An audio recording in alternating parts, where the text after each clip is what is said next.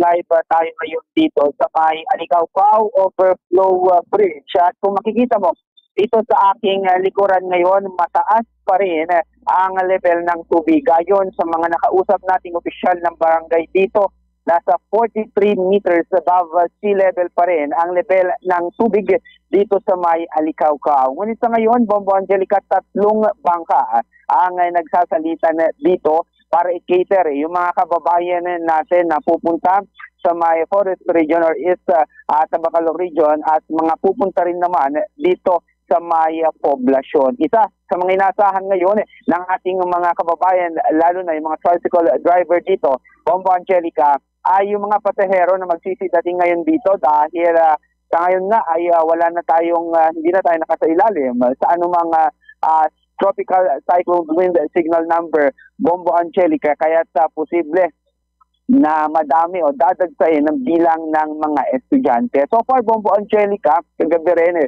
ayon sa pakikipag-ugnayan natin sa mga opisyal ng barangay, dito sa barangay Alicaucao, hindi na naranasan yung sitwasyon ng mga nakakaraan na marami yung mga pumipila. Marahil dahil sa deklarasyon din, Bombo Angelica, na walang pasok. At ngayon, Bombo Angelica, makakapanayam natin ito.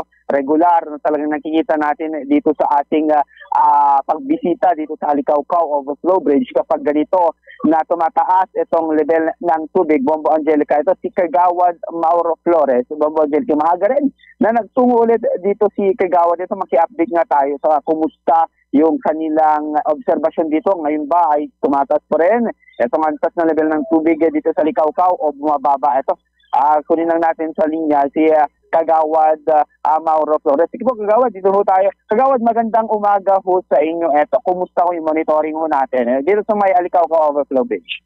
Magandang umaga po sa inyong lahat, lalo na po sa mga kabakal at mga pupunta sa poblasyon.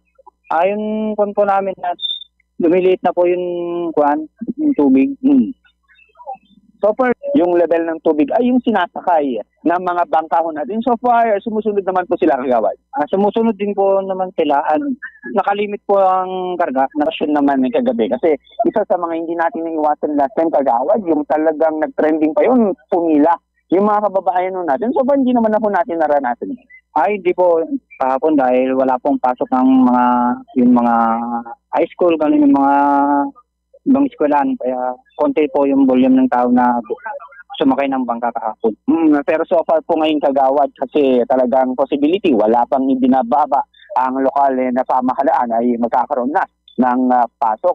Yung mga kababayan natin, though wait for further announcement naman ang LGU kung anong ibababa nila, Kagawad. Hindi ba natin inaaya o hindi ba natin ina-expect na baka mangyari ulit yung nangyari last time? Talagang mahaba yung pila, lalo kapag ganitong lumakas yung buhos po ng ulan, Kagawad.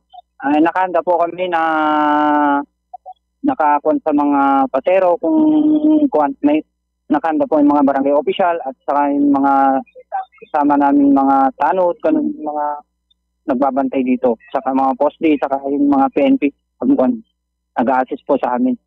So far po, Kagawad, may coordination naman sa LGU kung sakasal. Kasi last time talagang may truck na umikot din po, Kagawad, para may sakay yung mga hindi na nakasakay nun, lalo na nung hindi na pwedeng magtawid pa itong mga bangka.